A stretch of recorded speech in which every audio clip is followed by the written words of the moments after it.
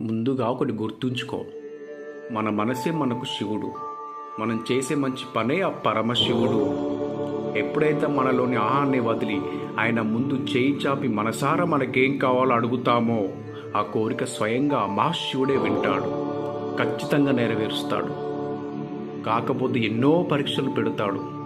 వాటిని తట్టుకొని నిలిచి ఆయన పెట్టిన పరీక్షను గెలిచిన నాడు నువ్వు ఎంత పెద్ద కోరిక అడిగినా నెరవేర్చడానికి ఆ మహాశివుడు సిద్ధంగా ఉంటాడు. నీ కోరిక నీ తల్లి ఆయువే అయితే ప్రతి మనిషిలో ఆ శివుణ్ణి చూడు. చేయి చాచి భిక్షాటన చేయి. వారం రోజుల పాటు నువ్వు చేసే భిక్షాటన ఏదైతే ఉందో అదే నువ్వు కోరుకునే నీ తల్లి ఆయువు. అలా చేస్తే ఏ ఆపద నీ తల్లిని తాకలేదు సరికదా, కనీసం నీ తల్లిని చూడడానికైనా సాహసించదు. గుర్తుంచుకో, నువ్వు భిక్షాటన చేసే వారం రోజుల పాటు ఈ విషయం నీకు ఆ మహాశివునికి తప్ప మరెవ్వరికి